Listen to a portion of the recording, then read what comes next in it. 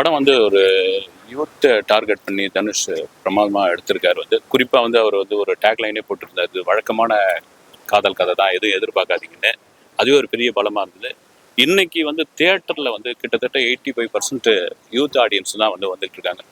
அவங்கள கொண்டு வந்து சேர்க்கிற உதவும் இது ஒரு வழக்கமான ஒரு கதை தான். வந்து ஒரு கதைன்னு சொல்லும்போது வந்து ஒரு எக்ஸ் லவ்வர் பற்றி ஒரு கட்டிக்கு போகிற பொண்ணுக்கிட்ட வந்து சொல்லும்போது எந்த மாதிரியான பிரச்சனை, அவன் எப்படி அந்த லவ்வை வந்து ஹேண்டில் பண்ணா, அந்த லவ்வில் ஏன் பிரிஞ்சு போனா அப்படின்னு ரொம்ப சொல்லிட்டோம்னா ரிவீல் பண்ணுறதாயிட்டு வந்து இதெல்லாம் மீறி சின்ன சின்ன விஷயங்கள் ரொம்ப போகிற போக்கில் வந்து ஒரு காமெடி, அப்புறம் வந்து ஒரு சென்டிமெண்ட்டு, ஒரு அழுத்தமான ஒரு அப்பா பொண்ணு பாசம், இதெல்லாம் ஒரே நேர்கோட்டில் வந்து தனுஷ் பிரமாதமாக பண்ணியிருக்கோம். டைரக்டராக ஒரு 3வது படத்தில் அருமையாக பண்ணியிருக்காப்புல.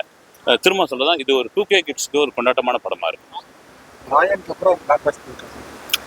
ராயன் வேற ஒரு ஜானர் வந்து அதை நம்ம இது கொண்டு வர முடியாது. ராயன் வந்து தனுஷ் நடிச்சது, இது டைரக்ஷன் மட்டும்தான். வந்து அவருடைய சகோதரி மகன் தான் பவிஷ் நடிச்சிருக்காப்புல. ஏற்கனவே தனுஷை வந்து ஜெராக்ஸ் மிஷினில் விட்டு வெளியே எடுத்த மாதிரி தான் இருக்காரு. வந்து அது பேசுறது, மேனரிசம் எல்லாமே வந்து தனுஷ் மாதிரி இருக்கு. பொதுவாக நம்ம ஆடியன்ஸே வந்து தொடர்ச்சியாக ஒரு தனுஷ் படத்தை ஒரு 10 நாள் பார்த்தா அந்த மேனரிசம் வந்துடும்.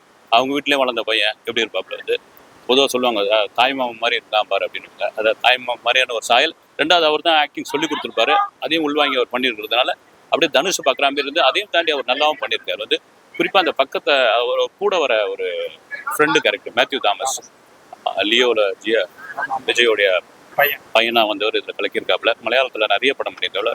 அவர் ஒன்றுகிட்ட தமிழ் நல்லா பேசி இந்த கேரக்டர் சூப்பராக பண்ணியிருக்காப்புல. வந்து ஜிவி பிரகாஷோடைய மியூசிக் ரொம்ப பிரமாதமாக இருக்குது. படத்தில் குறையே இல்லையா அப்படின்னா சின்ன சின்ன இடங்கள் லேக் இருக்குது. எனக்கு பார்த்தோன்னே ஃபர்ஸ்ட் ஹாஃப்லேயே இந்த படம் முடிச்சு போச்சு, செகண்ட் ஹாஃப் எப்படி கொண்டு போவாங்க அப்படின்ற மாதிரி இருந்தது.